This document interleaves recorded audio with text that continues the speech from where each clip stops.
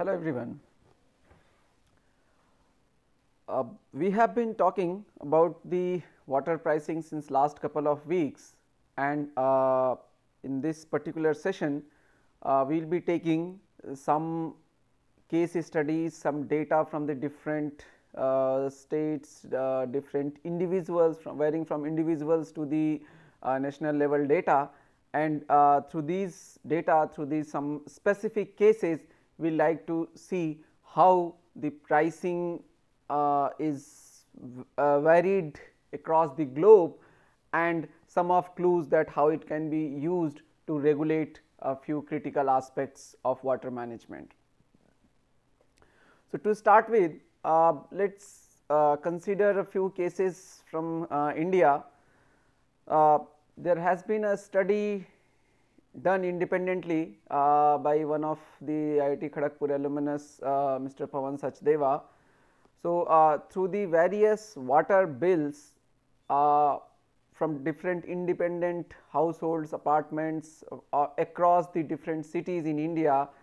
So, he kind of compiled, and so in Chennai the sampled apartment pays rupees 820 as a water bill for 6 months of water consumption. So, there are fixed 320 charges for 6 months and 500 is of tax, which makes it total to 820. The billing is based on the property valuation. So, what is the value of property, what is the land area coverage, based on that this billing is done. In case of the building does not have adequate water, a tanker of water is taken, and which cost for one tanker cost rupees 700. So, you see, if one tanker is taken for a day, so the one day cost for the apartment for the building, that includes 8 apartment actually, would be around 3/4 of the monthly water bill for an apartment. So, that kind of inappropriacy is there in the billing or in the charging for the water. 7 years back, a meter was installed in the apartment, but as per the residents, no one has ever come to take the reading from the meter in the past 7 years. For Mumbai and Bangalore apartment complexes, the water billing is a part of housing society maintenance bills. Most of the residents are not aware of their water charges, as it is the part of composite payment given to the society which manages the apartment and housing complex.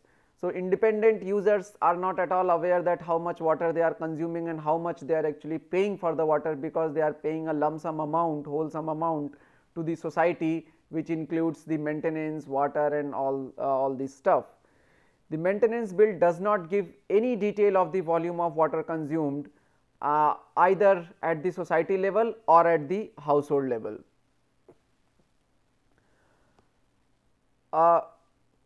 Apartment complex in Noida, which is a few year old, is billed only for the electricity consumption, though water is supposed to be billed at present. There is no billing raised by the local water utility. However, people are expecting that at some point of time in the future, the local water utility is going to raise the water bill from retrospective effect as well.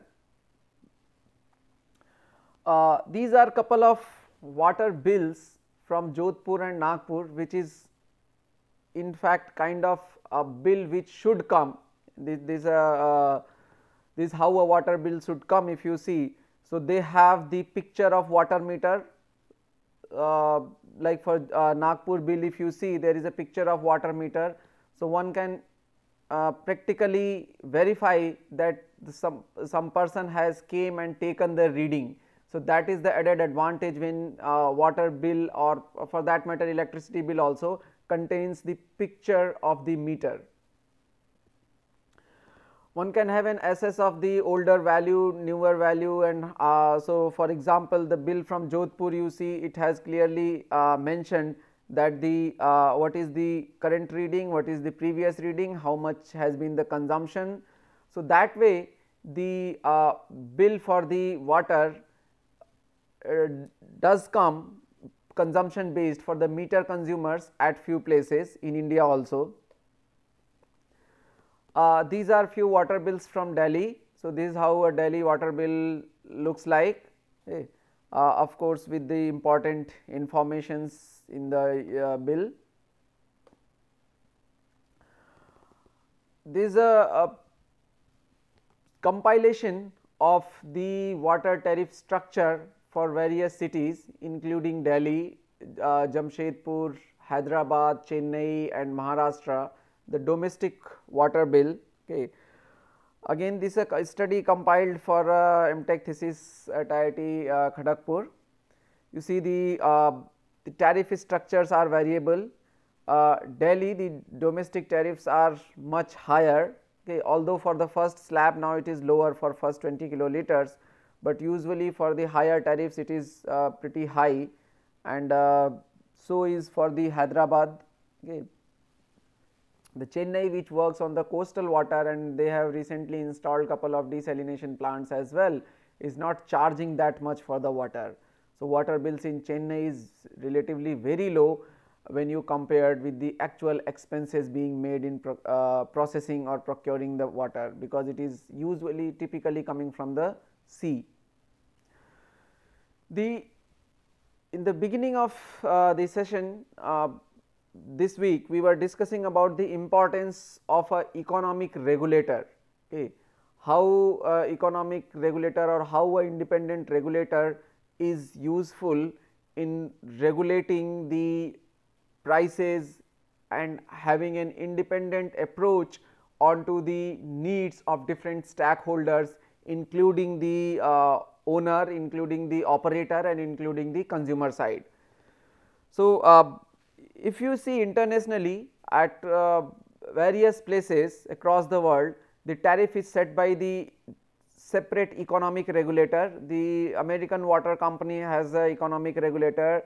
The DC Water has a 22-member board which represents from district establishment and guides strategic planning. Then Thames Water, Affinity Water, Melbourne in the Australia, Yarra Valley, Southeast. So, all these having an economic regulator. In Cambodia, Phnom Penh, the water tariffs are regulated by the government. Then there are Manila Water, which is tariff set by a 5-member agency which earlier owned the asset. The Singapore company itself sets the tariff. So, there are different type of tariff setting model across the world. Mostly in the developed or in the nicely working utilities, they have an independent economic regulator for the purpose of setting tariffs. Singapore, the Public Utility Board of Singapore, which manages the water also, is one of the very bright examples of water management, particularly urban water management, because there is not much of agricultural activity. So, for urban water management, you see Singapore does not had a water source for itself and it used to import water from Malaysia. So, they had a treaty of importing water for the Malaysia and then that treaty was again revised. However, they slowly started conceptualizing it and they developed, they kind of came forward to took the initiatives. They reduced their dependency on the their neighbor country Malaysia, and they have made now there are 3-4 different sources of water, which there are 4 taps they call it. So, they still import some water from Malaysia, but they use the recycled water, they use the rainwater harvested in the taps, and they have a desalination plant. So, some of the seawater they desalinate and use it that way. So, for tariff purpose, the Singapore water, which has nicely managed its infrastructure, and the tariff for domestic consumption is less than 40 cubic meters, is $1.52 per meter cube. So, in the current sense it translates to near 100 rupees if we convert dollar, or 90 rupees at least. If we say 60 as a value of dollar to rupees, it is close to 90 rupees per cubic meter. The domestic consumptions greater than 40 meter cube are charged higher, okay, at around 120 over 120 rupees per kiloliter, which becomes around $2 per meter cube. Their non-domestic are also priced according to the domestic, while shipping charges are much higher at the rate of $2.5 per meter cube. They put a water conservation tax of 30% for all categories except domestic greater than 40 meter cube. The per capita consumption through their like pricing and demand management and nice operations, they have reduced their per capita consumption. If you see, that was like in the beginning of 1997 it was 170, and in 2014 they have brought it down close to 150 LPCD. So, that way in say around like 17 years they have brought it down from 170 to close to 150. So, 20 liters per capita per day reduction is what they have achieved. So, that is the importance of how pricing or how the appropriate pricing can guide the customers for the demand management as well. The unaccounted for water in their potable water sector has also reduced drastically, and it is now ranging at around 5%, which is a indication of a very nicely managed system, very good system. Just 5% of the unaccounted for water is what they are achieving. The Phnom Penh in the Cambodia again has a domestic tariff structure of the model of increasing block tariff. So, they charge around 0.13 USD per meter cube for consumption less than 7 kiloliters. For consumptions between 8 to 15 they charge at around 0.02, which is 0.19. Then for higher consumption it is 0.24 up to 50 kiloliter, and beyond that it is 0.31 USD per meter cube above 50. So, that kind of tariff structures are there in the Cambodia, Phnom Penh, which is another nicely managed system. And the NRW, in order to manage their utilities well and with the correct pricing and billing and collection strategies, they have brought down their NRW from 73% to just under 6%. So, in 1993 their NRW was estimated to be around 73%, which has drastically reduced to just 6%, close to 6%. So, you can see that scale of water on which they were not getting any revenue. So, since they manage their system nicely, they started they improved their collection system, their billing and collection system, their correct pricing strategies, the consumer coverage. So, with all these they have been able to reduce their non-revenue water from 73, which is almost 3/4 of the water was not generating any revenue, that they have brought to a level where around 94% of the total water supplied is giving some sort of return to them, and that is why they are able to achieve their targets, their goals, while keeping the prices also reasonably low. Because if you see the prices there, the prices was in of about like up to 15, they you just pay $0.2 per meter cube. So, which translates around 12 rupees, which is not very high value. So, apart from this, if you see their domestic water tariff in various OECD countries is compiled here. So, the OECD is in fact the Organization for Economic Cooperation and Development, and is a organization, intergovernmental economic organization of 35 member countries, US, Canada, UK, Switzerland, all these major economies are part of OECD. So, you see in the water prices in OECD, in the various cities in USA, the water prices are fairly low. In Canada again there is relatively higher, then you go to the UK, Switzerland. So, in the European countries the prices are much more higher, and Denmark probably having the that way quite high a price, where the water price per meter cube go as high as around somewhere 7.5 to $8 per meter cube. That is a huge price for water, but because of the situations, because of the water management strategies, they are charging that higher price for the domestic sector.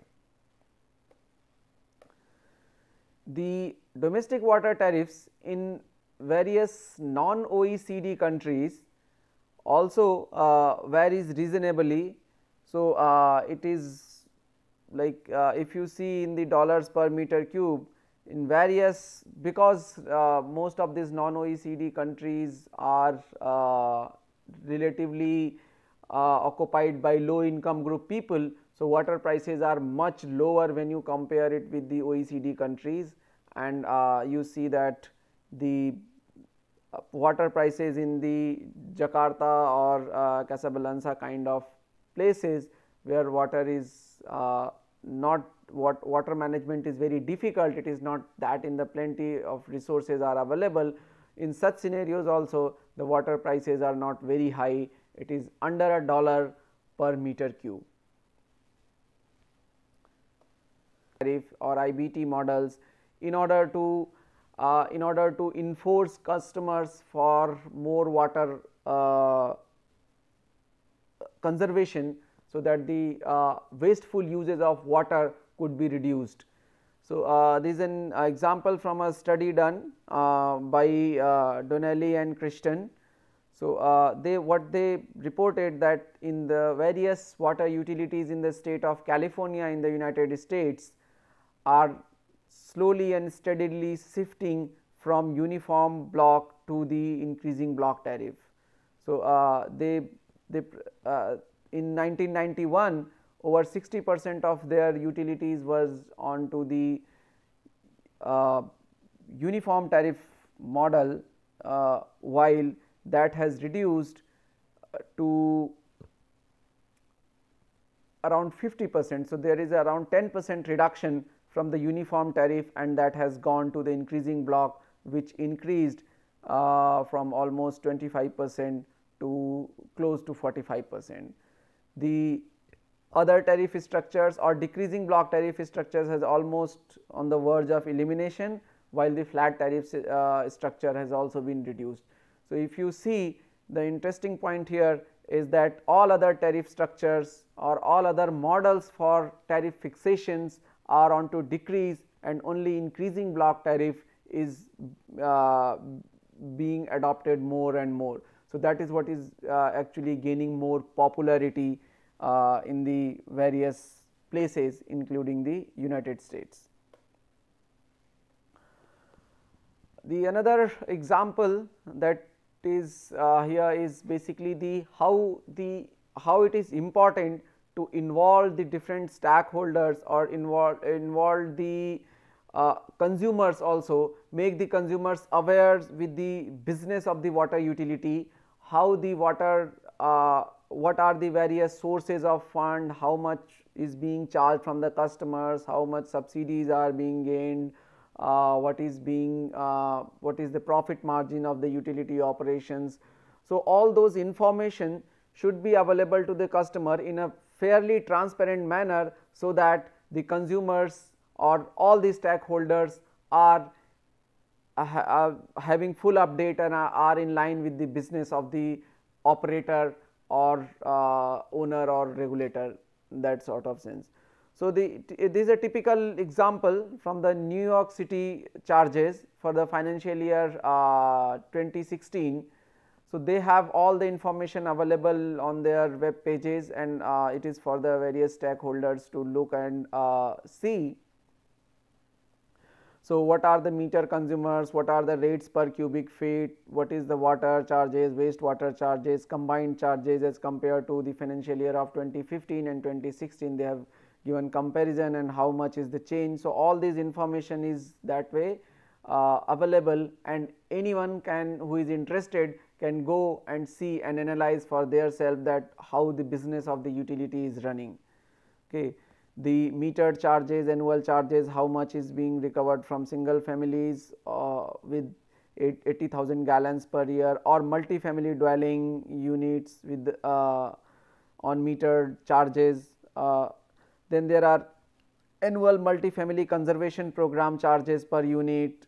So that way there is all the charges or rates, tariffs they have mentioned, and then their anticipated system revenue and expenses they have also provided. So in terms of revenue, what is the total revenue expected, or what is the total revenue they are expecting to generate in the financial year 2016 is there, financial year 2015 information is also there.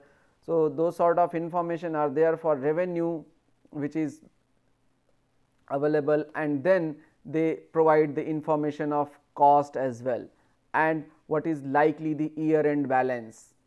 So that way the entire information is present, is made available to the consumers, to the customers, so that they can see and analyze and look at the aspects of the various financial aspects, particularly of the business of that utility. So this sort of information displaying helps very much in order to raise awareness among stakeholders, because if stakeholders are not aware at all, particularly the consumer end stakeholders, so if consumers are not aware at all that what is happening, like in India we were discussing that in cities like Bombay and Bangalore, the people are not aware how much water they are consuming, what they are paying for the water at all. They just pay a lump sum amount of the charges to the society, apartment society, as a maintenance charge, and they manage everything.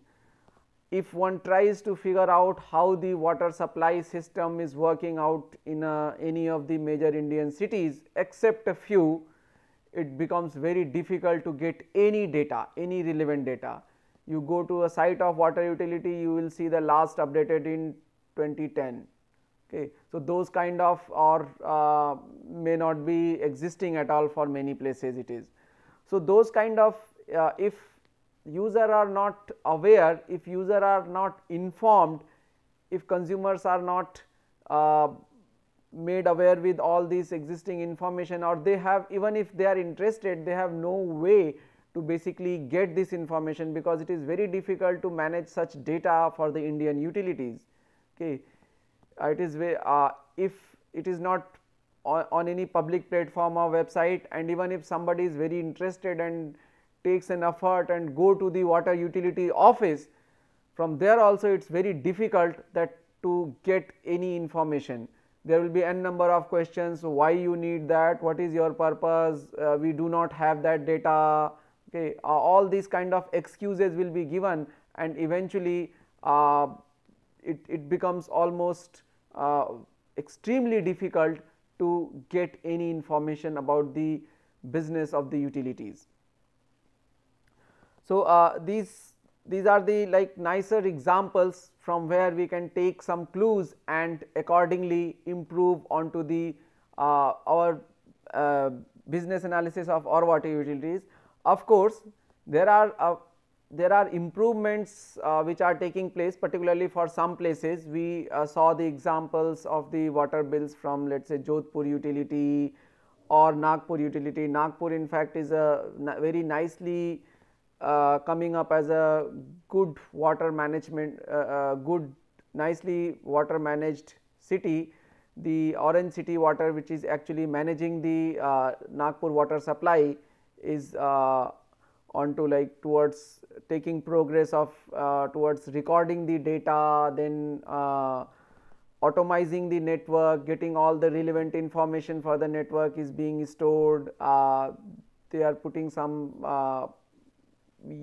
information in public domain as well. Similarly, there are systems in Jamshedpur, there are systems in Surat.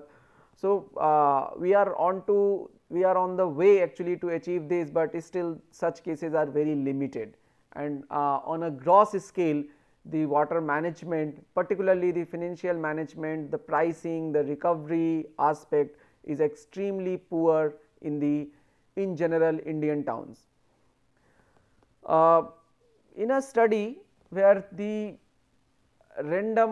for the random households, the comparison of their water and power bills was made. So, it was observed that in few cities the ratio is like the share of the ratio of electricity bill to the water bill is in the range of 10 or under 10, like for the many places it is mentioned here. However, for many other cities like you see the Bhilwara, Jaipur or Hyderabad, Lucknow, so these ratios are fairly high. So, that way if you see the water payment for water what we are making is relatively very low as opposed to the payment for power that we are making. So, power is we discussed earlier that power sector has regularized itself and now their tariffs are on a sustainable basis. So, if you compare with the sustainable system in the power, of course, power and this water prices are not comparable and should not be comparable also. However, we can draw some conclusion from the ratio. So, how for different cities, across different cities, water and power, because power prices more or less are in a constant, of course, there are variation in the power also, but it is not that high. Across different city you will see the power rates are more or less in a similar range. Okay, it could be some places it could be like maybe 4-5 rupees per unit, as high as it can go around 10 rupees per unit or so, particularly for domestic sector. So, the power variations are not very high, and if you take that as a constant, so you see how much the prices variations are there in the water sector, taking the clue from the independent studies of this kind. For comparison purpose, this is the ratio of electricity to water bill for a Singapore, although for a single home across different months. So, there the electricity to water charge is fairly at around 2. So, they are paying twice for the electricity as compared to water, or they are paying almost half of the price that is being paid for the electricity as a water bill. However, in India it is, for some places it is of the 1/100th. So, you can say one half and 1/100th, what is the comparison. So, that kind of inequalities exist in the particularly India, and this gives us a clue for thinking that how important it is to rationalize our pricing in the water sector, so that in order to the water utilities or water sector as a whole could run in a sustainable fashion. So, with these thoughts I will end the session here, and will end the discussions for the week, and then next week we will talk about the economic evaluation of water projects, what are the different aspects related to that. So, that we will be discussing in the next week. Thank you.